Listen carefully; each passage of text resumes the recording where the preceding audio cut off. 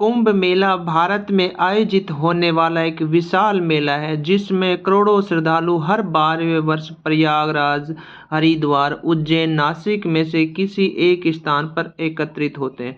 तो हम जानने की कोशिश करेंगे आखिर 12 वर्ष बाद नमस्कार, मैं सुभाष चंद आपके अपने YouTube चैनल रणवी एकेडमी के ऑनलाइन प्लेटफॉर्म पर आप सभी का हार्दिक स्वागत करता हूं। साथियों, यदि चैनल पर नए हैं तो चैनल को सब्सक्राइब करना ना भूलें और वीडियो को लाइक अभी से कर दें। ज्योतिष गणनाओं के अनुसार यह मेला पौष पूर्णिमा के दिन आरंभ होता है और मकर संक्रांति इसका विशेष ज्योतिषीय पर्व होता है, जब सूर्य और चंद्रमा वृश्चिक राशि में और बृहस्पति मेघ राशि में प्रवेश करते हैं। मकर संक्रांति होने वाले इस योग को कुंभ स्नान योग कहते हैं और इस दिन को विशेष मंगलकारी माना जाता है, क्योंकि ऐसा माना जाता है कि इस दिन पृथ्वी से उच्च लोक के द्वार इस दिन खुलते हैं और इस प्रकार इस दिन स्नान करने से आत्मा को उच्च लोक हो जाती है। यहाँ स्नान करना साक्षात स्वर्ग दर्शन माना जाता है। अब हम आपको कुंभ का शाब्दिक अर्थ बताते हैं। कुंभ का शाब्दिक अर्थ होता है घड़ा या सुराही बर्तन है। ये वैदिक ग्रंथों में पाया जाता है। इसका अर्थ अक्सर पानी के विषय में पौराणिक कथाओं में अमृत के बारे में बताया गया है। मेला शब्द का अर्थ है किसी एक स्थान पर मिलना, एक साथ चलना, सभा में या विशेष रूप से सामुदायिक उत्सव में उपस्थित होना। यह शब्द प्राचीन हिंदू ग्रंथों में पाया जाता है। पौराणिक कथाएं जान लेते हैं। कुंभ पर्व के आयोजन को लेकर 2-3 पौराणिक कथाएं प्रचलित हैं, जिनमें से सर्वाधिक मान्यता प्राप्त जो कथा है वह देव दानवों द्वारा समुद्र मंथन से प्राप्त अमृत कुंभ से अमृत बूंदे गिरने को लेकर है। इस कथा के अनुसार महर्षि दुर्वासा के श्राप के कारण जब इंद्र और अन्य देवता कमजोर हो गए तो दैत्यों ने देवताओं पर आक्रमण कर उन्हें परास्त कर दिया। तब सब देवता मिलकर भगवान विष्णु के पास गए और उन्हें सारा वृत्तांत सुनाया। जब भगवान विष्णु ने उन्हें देवताओं के साथ मिलकर क्षीर सागर का मंथन करके अमृत निकालने की सलाह दी। भगवान विष्णु के ऐसा कहने पर संपूर्ण देवता दैत्यों के साथ संधि करके अमृत निकालने के यत्न में लग गए।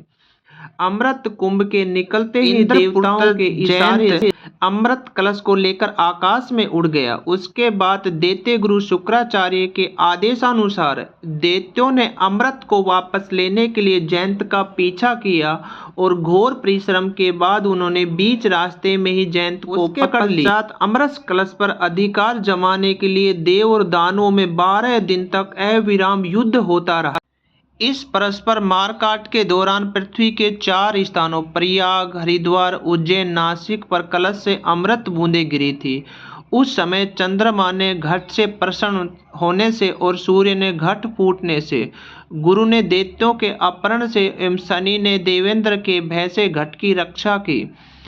कलह शांत करने के लिए भगवान ने मोहिनी रूप धारण कर यथाधिकार सबको अमृत बांटकर पिला दिया। इस प्रकार देव और दानव युद्ध का अंत किया गया। अमृत प्राप्ति के लिए देव दानवों में परस्पर 12 दिन तक जो निरंतर युद्ध हुआ था, देवताओं के 12 दिन मनुष्य के 12 वर्ष के बराबर होते हैं। अतः कुंभ भी 12 होते हैं, जिनमें से 4 कुंभ पृथ्वी पर होते हैं और शेष 8 कुंभ देवलोक में होते हैं, जिन्हें देवगण ही प्राप्त कर सकते हैं।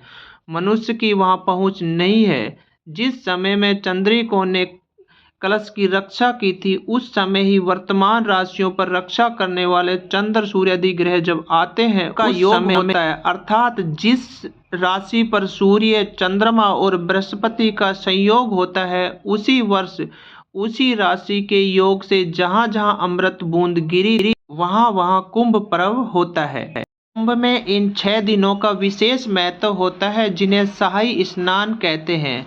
पहला है पौष पूर्णिमा, दूसरा मकर संक्रांति, तीसरा आता है मौनी अमावस्या और चौथा आता है बसंत पंचमी, 5वां माघी पूर्णिमा और छठा महाशिवरात्रि को इतिहास जान लेते हैं।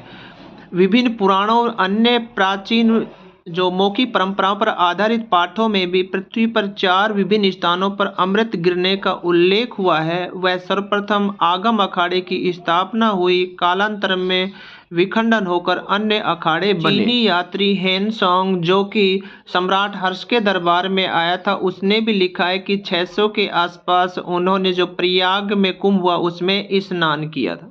और इसका प्राचीन इतिहास भी मिलता है। और आपको हमारी यह वीडियो कैसी लगी कमेंट बॉक्स में जरूर बताएं। जय हिंद।